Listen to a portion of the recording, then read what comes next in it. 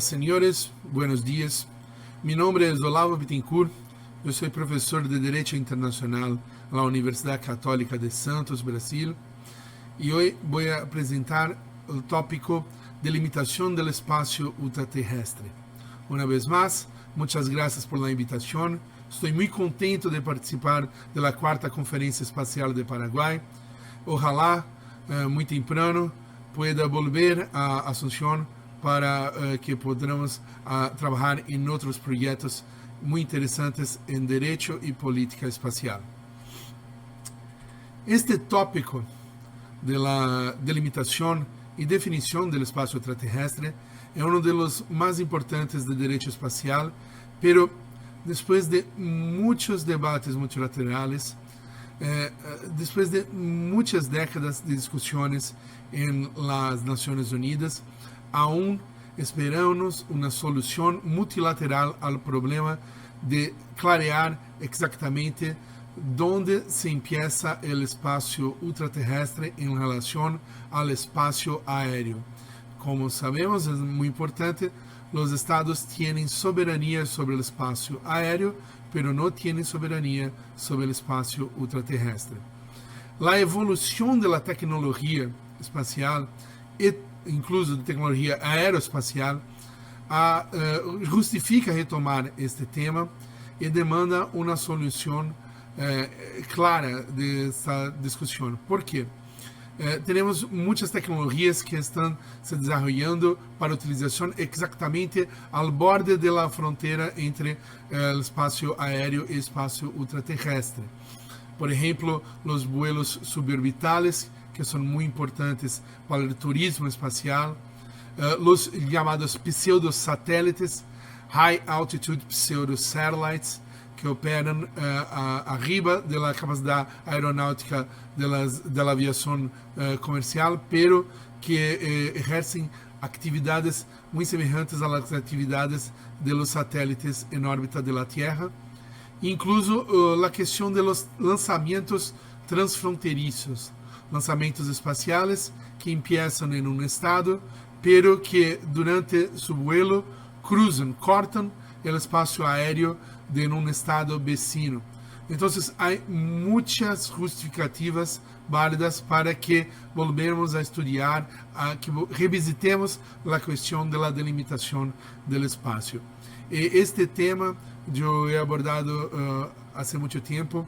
Eu comecei a estudar durante o doutoramento na Universidade de São Paulo, em Brasil, para minha tese doutoral.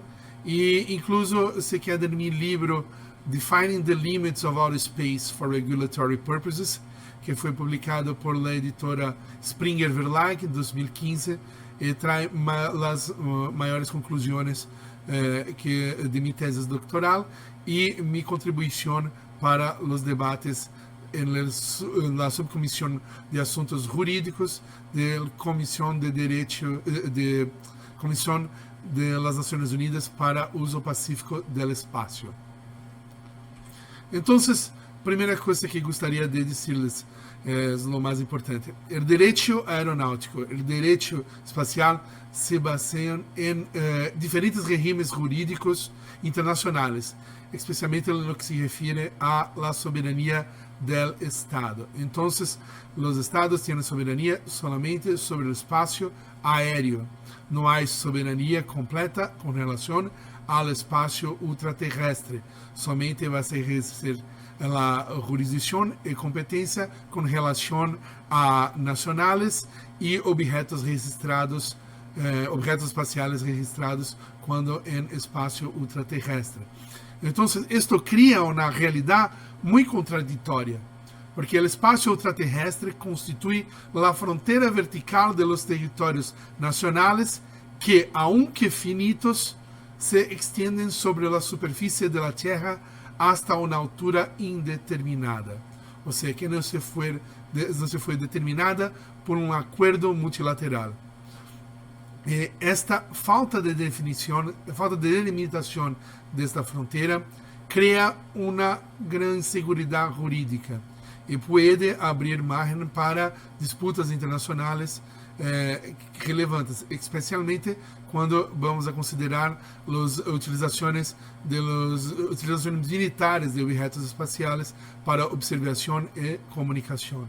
Então, esta é uma questão muito importante que se queda muito cercana do problema dos regimes jurídicos que foram criados por a comunidade internacional para o espaço aéreo e para o espaço ultraterrestre.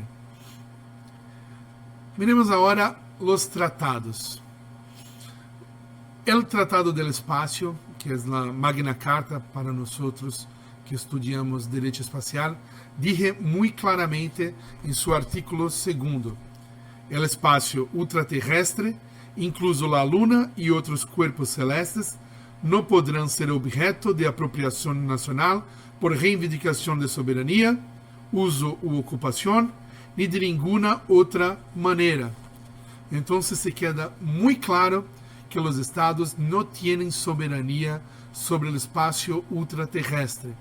E esta questão se consolidou há muito tempo, especialmente depois do vuelo do primeiro objeto espacial funcional, que foi o satélite Sputnik 1 da União Soviética, que quando em seu vuelo inaugural em 1957 circulou por todo o globo, arriba do espaço aéreo de quase múltiplos estados, e estabeleceu um precedente jurídico muito importante, exatamente que os objetos espaciais em órbita não violam o espaço aéreo do estado abaixo. Então, esta regra de direito espacial é muito importante e se foi consolidada por el artículo 2º del Tratado del Espacio de 1967. Em relação ao espaço aéreo, a regra é exatamente oposta. Todo Estado tem soberania plena e exclusiva no espaço aéreo situado sobre seu território. Isto se queda claro no artículo 1º do Convênio de Chicago de 1944 sobre aviação civil. Então, é muito objetivo perceber que as regras são diferentes com relação às competências territoriais dos estados quanto ao espaço aéreo e ao espaço ultraterrestre. Há soberania territorial dos estados sobre o espaço aéreo, não há soberania completa dos estados com relação ao espaço ultraterrestre. Com relação ao espaço ultraterrestre, solamente há jurisdição e competência com relação a nacionais e objetos espaciais registrados especificamente. Então, este problema é muito claro, um problema jurídico em primeira ordem, exatamente porque os regimes jurídicos têm regras que são opostas. Donde se ha consolidado os debates visando a solução para este problema? Com a Comissão das Nações Unidas sobre a utilização do espaço ultraterrestre com fines pacíficos, exatamente o COPUS. Em COPUS há uma subcomissão de assuntos jurídicos que há muito tempo tem debates sobre a discussão de como se pode solucionar este problema, traindo uma salida multilateral para uma problemática que é em realidade universal, uma problemática global. Desde 1976 há no programa da Subcomissão de Assuntos Jurídicos o tema questões relativas à definição e delimitação do espaço ultraterrestre. Então, desde muito tempo, há muito tempo, as discussões se dão em COPUS, pero hasta el momento não teníamos nenhuma salida de compromisso. Há incluso um grupo de trabalho específico para a questão de definição e delimitação do espaço, que foi criado em 1984 e atualmente é presidido pelo delegado brasileiro, o diplomata André Rippel.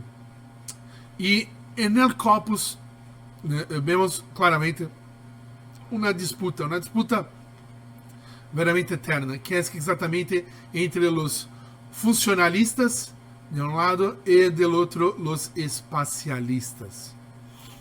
Entonces, ¿qué vemos acá con relación a las diferentes opiniones de estas partes? En primer lugar, los funcionalistas. El razonamiento de los funcionalistas es esto: la delimitación del espacio extraterrestre es innecesaria, no es necesaria, o entonces es imposible, no se puede hacer de una manera razonable. Y la justificación para no traer una solución en este momento es exactamente porque no teníamos problemas de conflicto de jurisdicción con relación al área en que empiezan las actividades espaciales y en la área que se encierran las actividades aeronáuticas. Pero el razonamiento jurídico para identificación del régimen jurídico aplicable a la actividad se queda vinculado al propósito de la actividad, a su función. Entonces, si el objeto tiene una función aeronáutica, entonces debe seguir el convenio de Chicago, donde se aplica la soberanía estatal. Pero si el objeto tiene una función espacial, debe-se seguir os reglamentos do direito espacial, mais especificamente o Tratado do Espaço, onde não se aplica o conceito de soberania estatal. Há dilema quando vamos a estudar a teoria funcionalista, que é muito claro, porque não temos uma definição do que seja uma atividade espacial. Não teníamos uma definição do que seja uma atividade aeronáutica propriamente.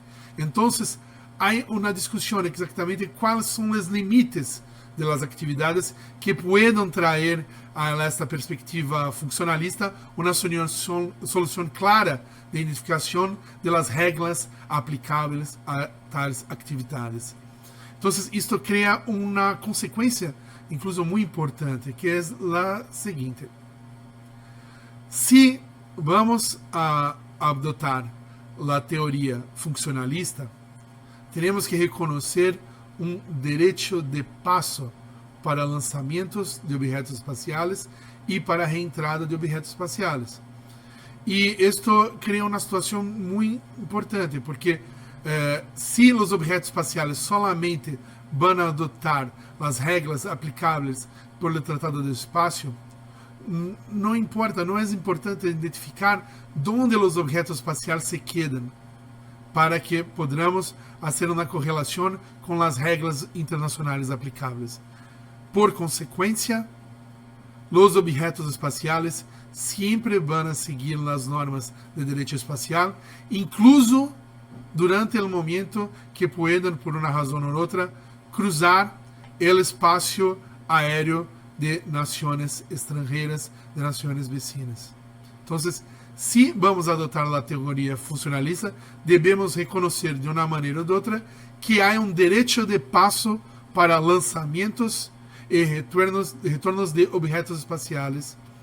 E isto cria uma situação muito importante com relação a los estados vecinos de centros de lançamentos estrangeiros, como é o caso de Brasil com relação ao centro de lançamento de Kourou, em Guiana Francesa.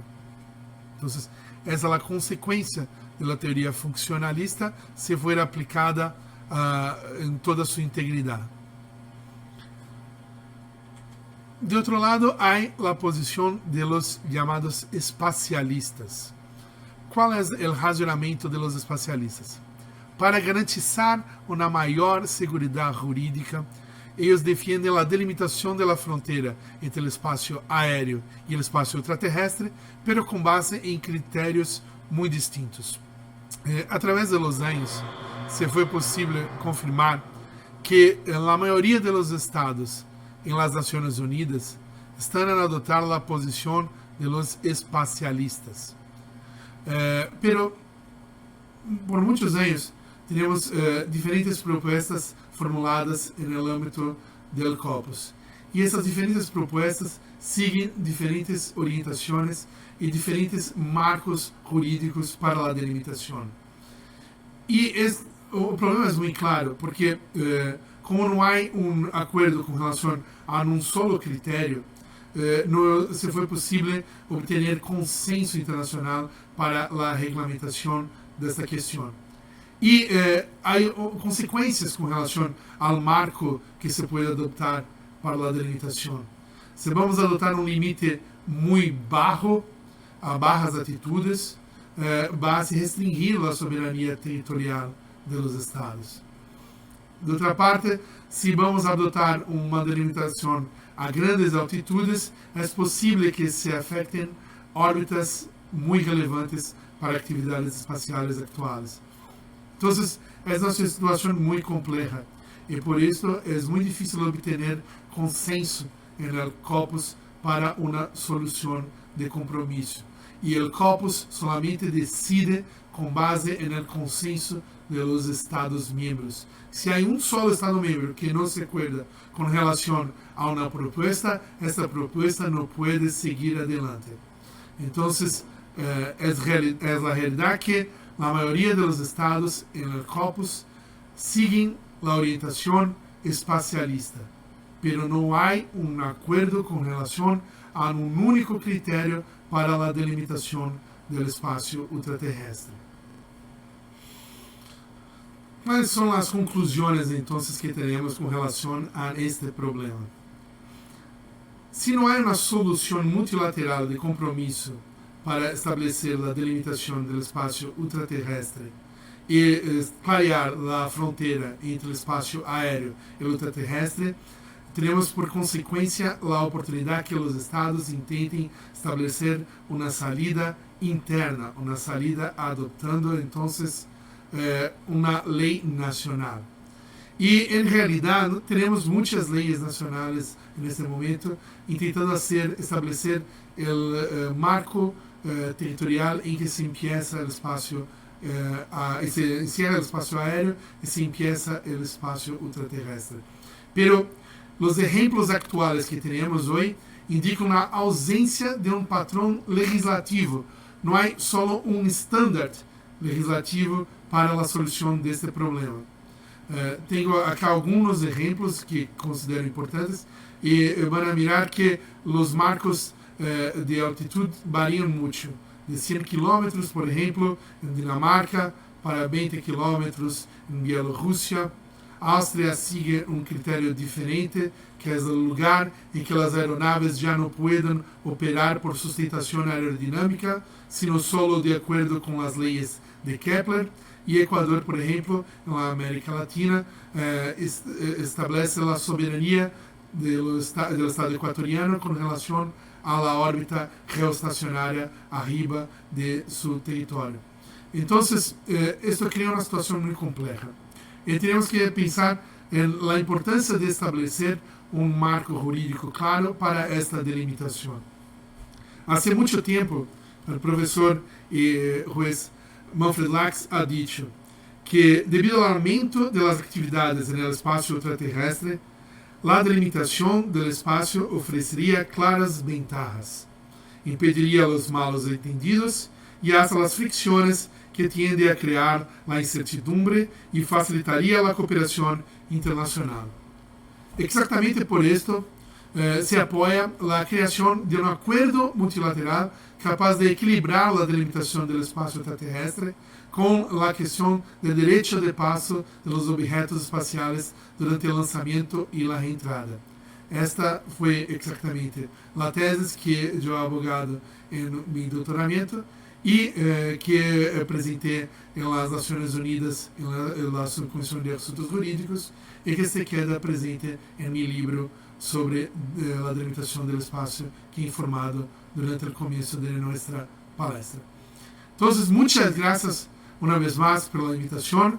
Espero que tenha sido possível compreender minhas palavras e me quedo à disposição para clarear e apresentar outros tópicos de direito espacial no futuro. Muitas graças uma vez mais a todos. Saludos.